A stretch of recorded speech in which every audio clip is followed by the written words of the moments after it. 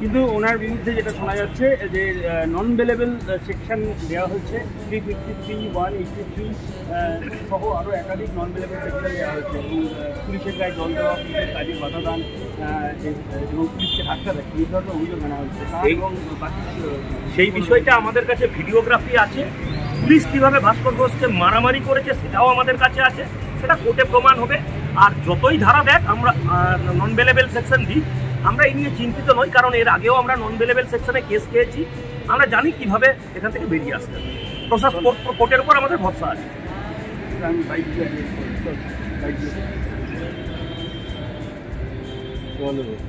আজকে ইন্দ্রজিৎ বাবুকে কিন্তু মিছিলে ছিলেন কি এবং তাকে পুলিশ অ্যারেস্ট করেছে, এটা জেনে আপনি কী ধরনের?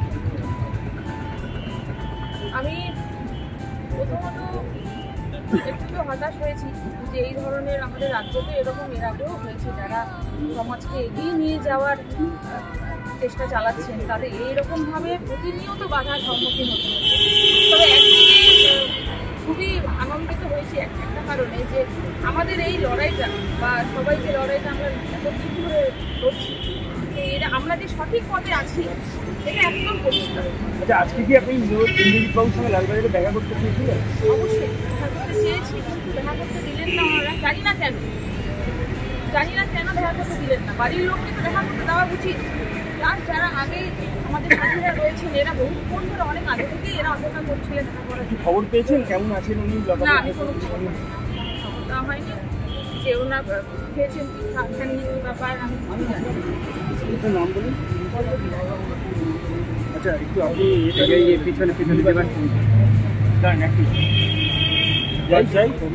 এই ঘটনার প্রতিবাদে আপনারা কি এই রাজ্যের নির্বাচন কমিশনের কাছে গিয়েছিলেন, না দিল্লির ইলেকশন কমিশনে কি আপনারা কোনো চিঠিপত্র বা মেল করবেন? হ্যাঁ, আমরা যেটা জানি, আমি বিকেল থেকেই একটা কথা বলে আসছি টিভিতে বা সংবাদ মাধ্যমে, যে আমরা জানি যে যখন নির্বাচন ঘোষণা হয় তখন রাজ্য সরকারের কর্মচারী, পুলিশ, শিক্ষক সকলেরই যে সার্ভিস সেটা নির্বাচন কমিশনের আন্ডারে চলে।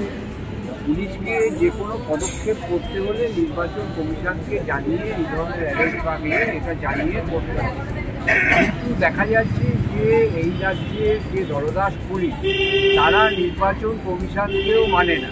তাদের যে রাজনৈতিক দলের প্রভুত্ব করছে সেই রাজনৈতিক দলের নির্দেশেই তারা চলছে। এবং আমরা আজকে শুনলাম যে এই রাজ্যে ভাইপো বলে যিনি বিখ্যাত, তার নির্দেশেই নাকি পুলিশ এসব জামিন অযোগ্য ধারা দিয়েছে। আসলে কোনোভাবেই এই আন্দোলনকে তারা দমন করতে পারছে না। গত বছর আপনারা কি দিল্লিতে জানাবেন, মেল করবেন?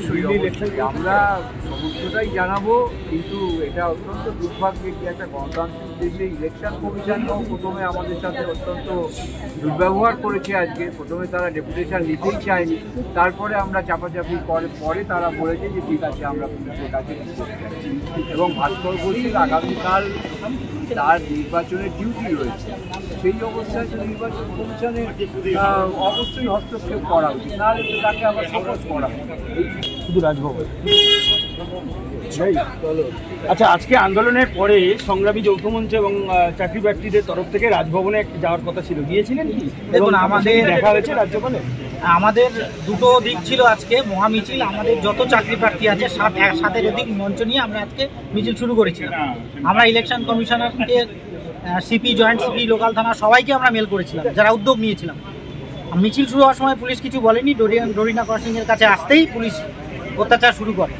আমাদের ডেপুটেশনটা জমা করেছি মহা চাকরি প্রার্থীদের যে মঞ্চের তরফ থেকে। প্লাস পুলিশ যে প্রত্যেকবার একই ধারা, একই রকম অত্যাচার, এবং আমরা যতবারই দুর্নীতির কথা বলতে চাইছি, যতবারই মানিক পার্থ জেলে গেছে আমাদের দুর্নীতি করে আমাদের রাস্তায় বসিয়ে, ততবারই আমাদের একই ধারায় মামলা দেওয়া হয়।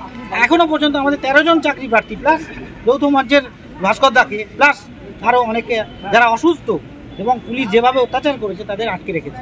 রাজ্যপালের সঙ্গে কি দেখা? রাজ্যপালের সাথে আজকে উনি ছিলেন না, ওনার যে সেক্রেটারি ছিলেন ওনার সাথে অনেকক্ষণ আলোচনা হয়েছে। উনি পুরোটা রাজ্যপালের কাছে বিস্তারিত আবেদন জানাবেন এবং যত তাড়াতাড়ি হস্তক্ষেপ করবেন। কারণ যতবার আমরা নবান্নের দরবারে যেতে চেয়েছি ততবারই অ্যারেস্ট করছে, আমাদের কোথাও যেতেই দিচ্ছে না, চাকরি প্রার্থীদের কথা শুনছেই না, শুধু মিথ্যা প্রতিশ্রুতি। ধন্যবাদ। আপনার নামটা? দেবাশিস বিশ্বাস, 2009 প্লাস বঞ্চিত চাকরি প্রার্থীদের মহাঐক্য মঞ্চের তরফ। এই চলো, কোনটা দিয়ে যাবো আমরা? এটা দিয়ে হেঁটে হ্যাঁ হ্যাঁ, ছোট করে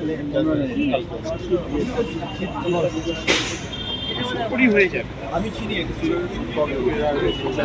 ভালো ব্ল্যাকমেন্টেশনটা একটু খারাপ করবে আশা করি হয়ে ওরা যদি রাখে সেটা ওদের করতে